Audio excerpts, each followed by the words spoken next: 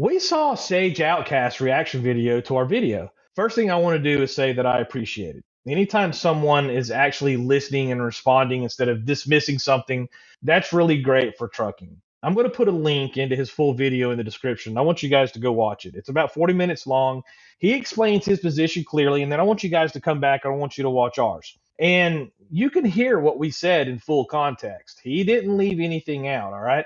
Because when you hear both sides back to back, you're going to fully understand why the conversation isn't about who's right or wrong. And I'm going to tell you why it's about leverage. And since this is leverage week, this is exactly the kind of conversation that we should be having in trucking. We're doing some training this week, so I'm filming from a different setup.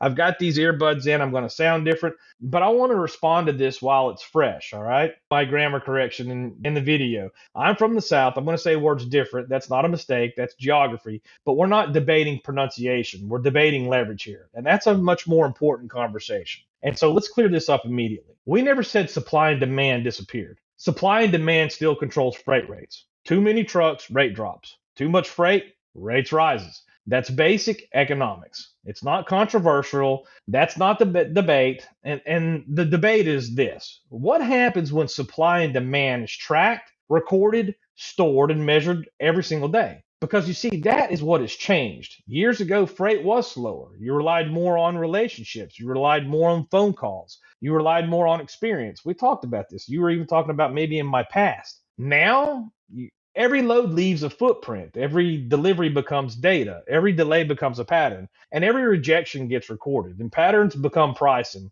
That's the entire shift. And so the argument was this. Dashboards don't control leverage. Volume does. Volume matters. There's no argument there. I'm not even arguing this. But dashboards show volume behavior over time. If you could see how thousands of loads behaved on a lane over a year, you're not guessing anymore. You know. When surprise disappears, negotiation tightens, not disappears. It tightens. Supply and demand didn't go away. What it did is it become clearer. And clear markets move faster. Now let's talk about DAT and sonar. You're talking about Bobby Lowe's talking about DAT and you using sonar. Yes, drivers can access both of these tools. These are advanced tools that show market trends. That's very true. But access is not the same as leverage. And here's the simplest way for me to put this out there to people so they can understand this. Let's say this. Two people can see the same weather forecast.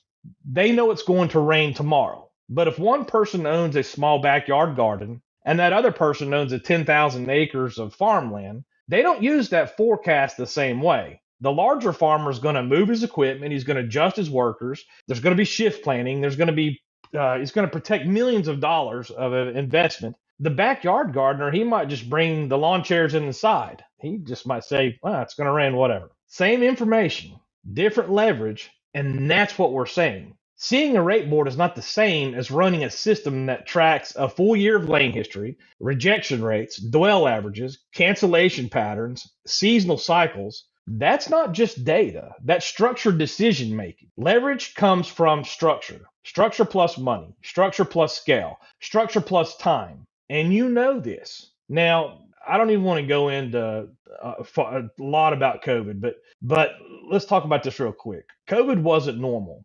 Demand exploded. Inventory panic buying went wild. Ports backed up, money flooded the system, capacity tightened, and rates shot up. That was a shock event. That wasn't how freight normally behaves. And we're not even analyzing crisis spikes. We're talking about normal markets because leverages show up in normal markets, not during a once in a generation chaos. Let's bring it down to something that's really real.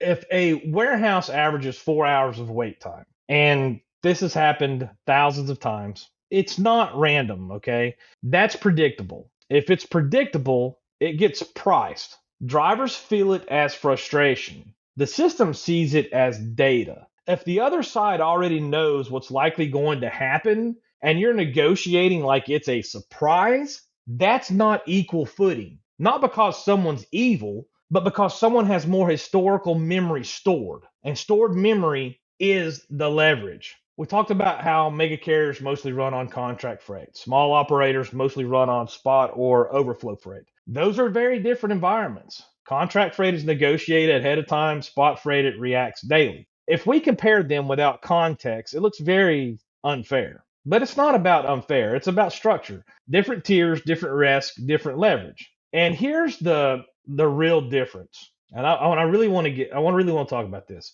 If a large fleet sees rates dropping, they can shift their lanes. They can lean on contracts. They can spread their risk across hundreds of trucks. If a single truck sees rates drop, that guy has still got truck payments, insurance, fuel, and bills at home. Information alone doesn't fix that. That's leverage. Big fleets absorb volatility. Small operators feel it directly. That's structure. Now let's talk about something he said that I actually agree with. If a carrier has worked with you for 2 years, you've delivered on time, you communicated well, didn't cancel, didn't create problems, that carrier earned trust. Trust reduces risk. Reduced risk should earn better freight. That's fair. But here's the bigger picture. Today, that trust isn't just a handshake. It's tracked. On-time percentage, tracking compliance, claims, cancellation rates. That performance becomes a digital record, and digital records become preference.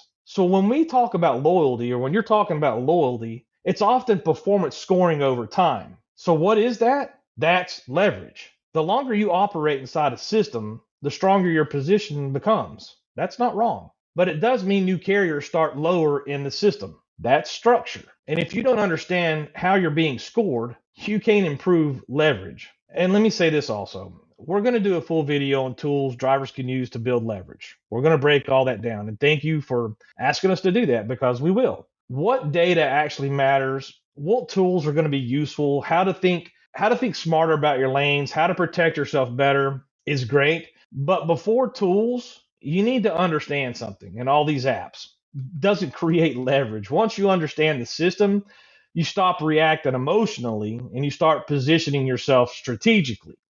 So yes, supply and demand still rule, but supply and demand inside a fully tracked, fully recorded, fully measured system behaves differently than it did 20 years ago. This isn't about attacking brokers. It's not about attacking drivers. It's about awareness, because awareness creates leverage, and leverage determines who survives long term. If you watch this video and came back here, thank you, because now you've heard both sides. That's how industries mature. And this is leverage week, so it worked out great for us. We're training, so this is how we do it here at Big Rig Nation. And thank you for your time again.